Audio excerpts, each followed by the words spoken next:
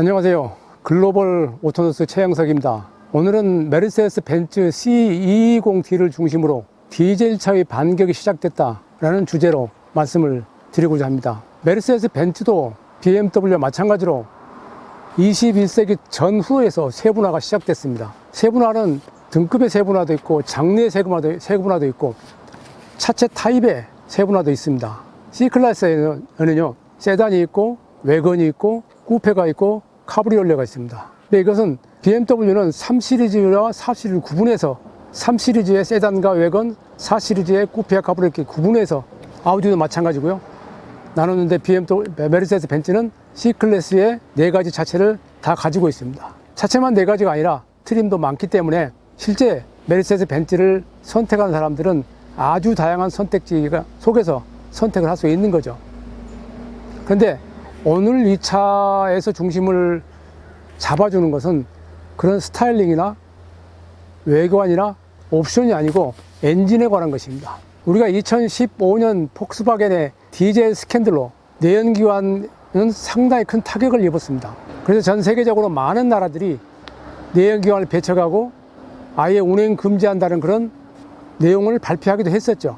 그런데 실질적으로 지금 그것을 법안으로 상정하기 위해서 검토하고 있는 나라는 네덜란드밖에 없습니다. 그 배경에는 당장에 완전히 바꾸는 대안이 없기 때문입니다. 우리가 전동화를 이야기하고 있고 배터리 전기차에 대한 이야기를 하고 있지만은, 배터리 전기차는 많은 단체나 업체나 이런 데서 예측하기를 2030년경에도 75%에서 많게는 85%가 내연기관 차가 차지할 것이다, 이런 전망이 나오고 있는 것을 보면은 아직까지 시간이 걸린다는 얘기죠.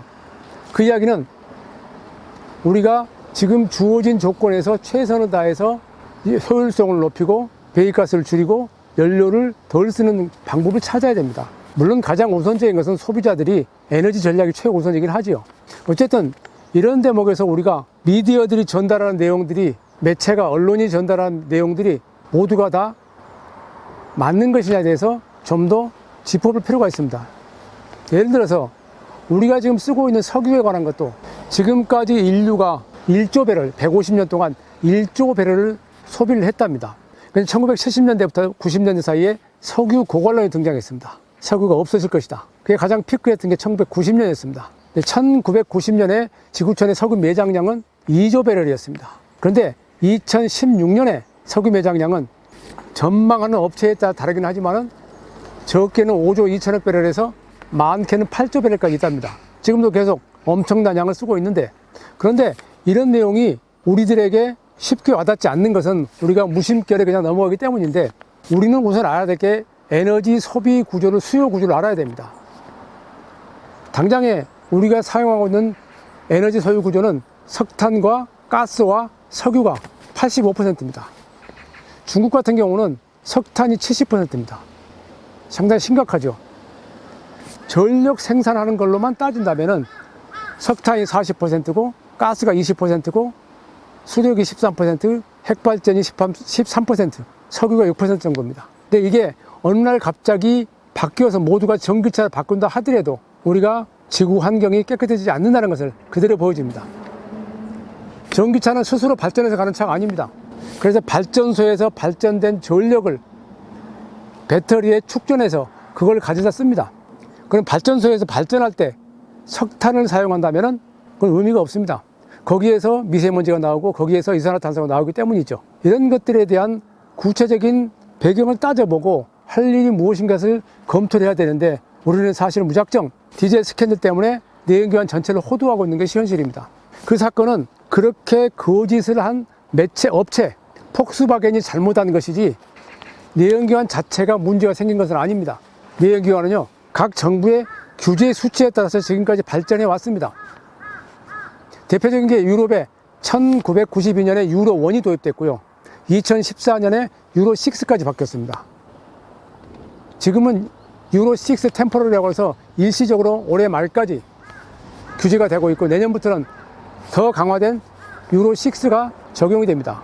그때는 우리가 지금 디젤 엔진에서 가장 문제가 되고 있는 미세먼지를 배출시킬 수 있는 질소산화물 배출량이 실험실 내에서도 80mg 킬로미터당 이하로 돼야 되고, RD라고 하죠. 실도로 주행에서도 120mg으로 줄여야 됩니다. 근데 지금 독일 자동차 회사, 유럽 자동차 회사들이 지금 출시하고 있는 디젤차들은 이 기준보다 훨씬 밑도는 수준의 질소산화물을 배출하고 있고, 경우에 따라서는 거의 배출이 없기도 합니다. 독일의 AMS, 오토, 모토, 운투, 스포르트 자동차 전문지가 발표한 데이터라든가 독일의 소비자 연구단체인 ADAC에서 올해 2월 달에 시판되고 있는 디젤차들 12종을 질소산화물에 포함해서 여러 가지 광범위한 조사를 했는데, 그 중에서 눈길을 끄는 데이터가 메르세데스 벤츠 C클래스 E220D의 질소산화물 배출량은 1에서 0km였답니다. 2리터 엔진인데요. 근데 C300D의 직렬 6기통 엔진은 13mg입니다. 규제가 80mg이에요. 훨씬 덜 배출한다는 얘기입니다. 그렇다면 이 상황에서 우리는 이런 것들을 좀 더 활용해서 우리가 실질적으로 대기오염이나 지구온난화에 도움이 될 수 있는 것을 찾아야 됩니다.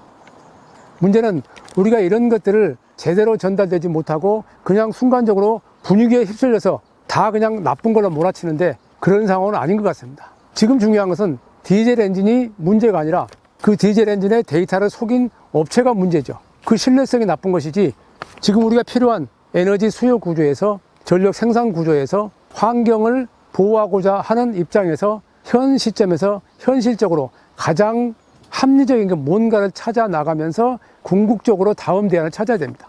저는 개인적으로 배터리 전기차나 수소 연료 전지차로 가야 하는 게 맞다고 생각을 합니다. 그런 의견에 동의합니다. 하지만 그때 전기차를 쓴다 하더라도 그 전력을 생산할 때 석탄으로 만든 전력을 가서는 안 된다는 그런 생각을 갖고 있습니다. 그래서 일부 업체에서는 수소 연료 전지차로 가고 있는 것이죠. 궁극적으로는 연료 전기차가 맞다, 이런 의견들을 내놓고 있는 업체들이 많고, 현대자동차 같은 경우는 아예 수소 연료 전지에 많은 투자를 하고 있죠. 여기서 우리 소비자가 알아야 할 것은 당장에 우리가 눈앞에 확실히 보일 수 있는 어떤 대안이 없다는 겁니다. 대안이 없는 상황에서 우리가 찾아야 할 것은 지금 할 수 있는 최선을 찾아야 한다는 것입니다. 일단 소비자 입장에서는 모두에서 말씀을 드렸듯이 에너지 전략이 우선입니다. 가정에서, 일터에서 자동차를 운행하면서 에너지 수요를 줄이는 게 최우선의 재생에너지라는 게 전문가들 의견입니다. 그런 과정에서 기존의 내연기관을 가능한 개량을 해서 효율성을 높이고 배출가를 줄여서 쓰고, 그 과정에서 새로운 대체 에너지, 재생에너지를 찾아서 그 에너지로 발전한 전력을 사용한 전기차를 타는 시대로 가야 된다. 안타깝게도 그게 지금 그렇게 빠른 속도로 우리 앞에 다가오지 않기 때문에 소비자들은 답답할 수가 있겠습니다만은, 적어도 이런 정도의 큰 틀에서의 내용은 알고 있어야 한다는 내용의 그런 점에서 메르세데스 벤츠 C220D를 시승하면서 디젤차의 반격이 시작됐다는 주제를 말씀드리는 겁니다.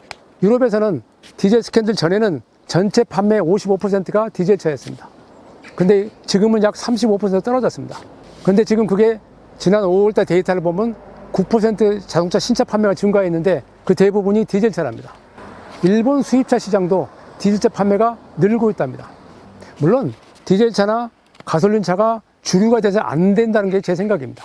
하지만 우리가 이런 것들을 좀 더 냉철하게 판단하고 냉철하게 분석해서 실질적으로 도움되는지 뭔가를 찾아야 하지 않겠느냐, 그런 의미에서 C220D하고 디젤차에 대해서 말씀드렸습니다. 지금까지 글로벌 오토노스 최영석이었습니다.